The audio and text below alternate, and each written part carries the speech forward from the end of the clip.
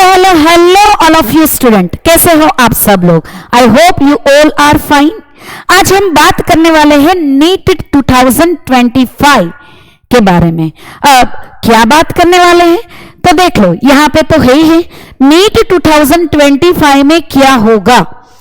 इसके अंदर exam pattern के बारे में हमें बात करनी है, पेपर डिफिकल्टी लेवल क्या होगा उसके बारे में आज हम बात करेंगे, और eligibility criteria and attempt limit के बारे में हम आज बात करने वाले हैं। अब देखो यहाँ पे ये तीन के बारे में सिलेबस भी लिखा है, उसके बारे में भी हम थोड़ा बहुत बात करेंगे। तो यहाँ पे फर्स्ट हम बात करते हैं एलिजिबिलिटी क्राइटेरिया क्या होगा। एलिजिबिलिटी क्राइटेरिया वैसे तो उसमें कुछ चेंज नहीं किया है, 2024 में जैसा था वैसा ही है, पर यहाँ पे अगर पहली बात हम करने जाए एज लिमिट के अंदर, तो यहाँ पे एज लिमिट के अंदर मैं बात करूं तो फर्स्ट इसकी लोअर एज लिमिट क्या है। लोअर एज लिमिट क्या है? लोअर एज लिमिट बच्चों यहाँ पे 17 ईयर कंप्लीट होने चाहिए। दिसंबर 31 तक उस जो भी बच्चा नीट एग्जाम देने वाला है 2025 के अंदर में, तो उसका 17 ईयर कंप्लीट होना चाहिए। बच्चा जो भी बच्चा है उसका बर्थ ईयर 2008 या 2008 से पहले का है, मान लो 2007 2006 ये है, तो ये जो बच्चा है वो 2025 की एग्जाम देने के लिए एलिजिबल है। ओके, तो ये लोअर एज लिमिट आपकी हो गई है 17 ईयर। ओके, और कब तक? 31 दिसंबर तक ये एज कंप्लीट होनी चाहिए, तो ही आप नीट के लिए एलिजिबल हो। अब बात हम करने वाले हैं अपर लिमिट के बारे में। अपर एज लिमिट जो है, ओके, अपर एज लिमिट के बारे में अगर मैं बात करूं तो यहाँ पे पहले नो डाउट एनटीए ने कुछ एज लिमिट डिसाइड की थी, लेकिन बाद में सुप्रीम कोर्ट ने बोल दिया है कि भाई इसकी कोई भी एज लिमिट नहीं है। ओके, तो एनटीए को मानना ही पड़ेगा।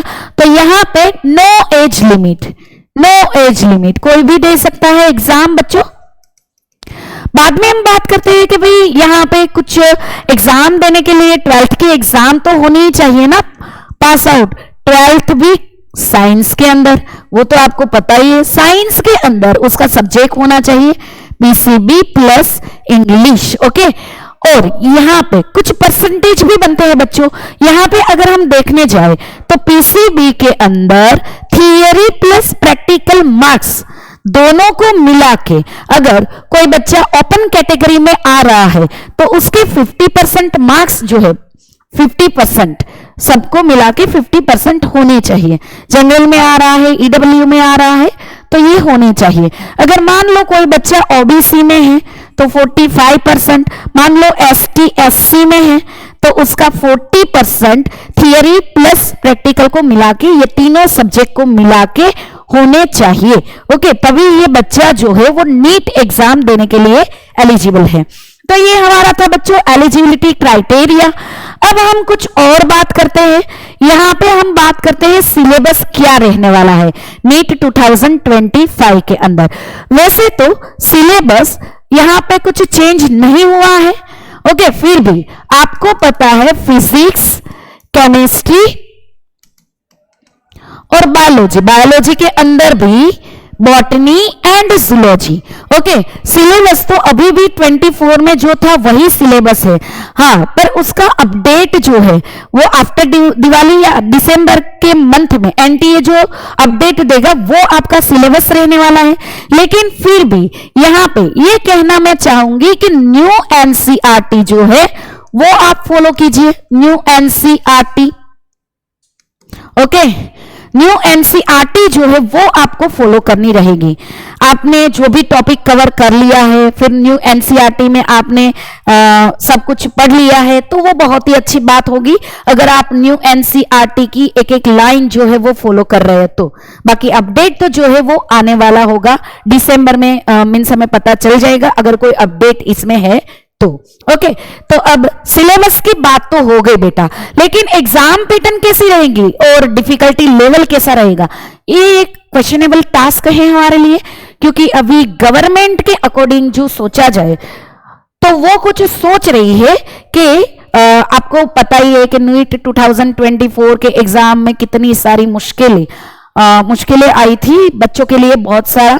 ओके, तो यहाँ पे कुछ गवर्नमेंट ने सोचा है, हालांकि अभी अप्लाई नहीं किया है, लेकिन गवर्नमेंट ये एग्जाम जो है वो 2 मोड में लेने की बात कर रही है। ओके, 2 मोड में लेने की बात कर रही है। 2 मोड में मींस यहां पे एग्जाम जो है मींस जैसे JEE की एग्जाम होती है। ओके, फर्स्ट प्रीलिमिनरी एग्जाम और देन आफ्टर मेन एग्जाम, तो यहां पे भी वही बात की है। जो आपकी प्रीलिमिनरी एग्जाम है नीट की, वो पेपर जो है वो NTA बनाएगा। ओके, और दूसरी जो एग्जाम है, ओके, उसका पेपर्स यहां पे एम्स बना सकता है या तो फिर CBSE बोर्ड बना सकता है। ओके, या फिर नेशनल एग्जाम बोर्ड है वो भी बना सकता है पेपर। लेकिन यहां पे प्रीलिमिनरी जो है मोड, उसके अंदर NTA पेपर बनाएगी, और दूसरा जो मोड है उसके अंदर एम्स जो है वो पेपर बनाएंगे, या CBSE है, या मैंने बोला नेशनल कोई भी बोर्ड भी हो सकता है। Okay, national examination board. तो ये एग्जाम जो है तो 2 मोड में बनाएंगे, ये अभी तक बोला गया है, लेकिन अप्लाई कब होगा वो मुझे अभी नहीं पता है। ओके, तो मैं ये सिर्फ बोली गई बातें हैं, तो जो भी यही मैं यहाँ पे कह रही हूं। और यहाँ पे एक और चीज गवर्नमेंट ने बोली है कि ये जो NTA प्रीलिमिनरी मोड पे नीट की एग्जाम ले रही है, तो ये एग्जाम ऑफलाइन मोड में होगी, ऑफलाइन मोड में। और ये जो दूसरी मेन एग्जाम आने वाली है नीट की, ओके, जो मेन एग्जाम होने वाली है वो शायद ऑनलाइन मोड पे भी हो। मींस यहां पे 2 मोड सोचे गए हैं कि ऐसी कुछ नीट की 2025 की एग्जाम यहां पे हो सकती है। ओके बच्चों, तो आपको ये पता चल गया कि एग्जाम ये है, और यहां पे पेपर का डिफिकल्टी लेवल क्या होगा। देखो बच्चों, वैसे तो पेपर NCERT में से ही होगा, लेकिन यहां पे क्वेश्चंस कुछ मॉडरेट बनाए जा सकते हैं। मींस टेक्स्ट बुक के बाहर का कुछ भी नहीं है तो सब कुछ टेक्स्ट बुक के अंदर का ही, लेकिन यहां पे क्वेश्चन कुछ चेंज हो सकते हैं, क्वेश्चन का लेवल कुछ हाई हो सकता है। तो नीट 2025 के लिए आपको ये क्वेश्चंस के लिए प्रिपेयर रहना है। हाई क्वेश्चंस मींस है तो ये MCQs के अंदर ही, ऑब्जेक्टिव ही है, सब्जेक्टिव यहां पे नहीं आने वाला है। जो आप सोच रहे थे कि मैम सब्जेक्टिव भी आने वाला है, नहीं, ऐसा कुछ नहीं होने वाला है तो यहां पे MCQs है, ऑब्जेक्टिव ही है। ओके, और वो NCERT में से ही है। मींस मैं तो ये कहूंगी ना कि न्यू NCERT जितनी भी फॉलो हो सके उतना आपके लिए अच्छा है। बाकी NTA ने सिलेबस तो मींस डिक्लेयर किया है 2024 का, वो तो यही है।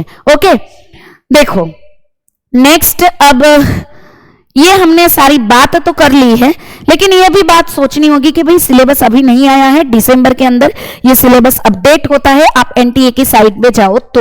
ओके, अटेम्प्ट के बारे में यहाँ पे अभी तक कुछ नहीं कहा है, वो जो 2024 का था वो तो है ही है, लेकिन अटेम्प्ट के बारे में अभी कुछ नहीं कहा है 25 के लिए।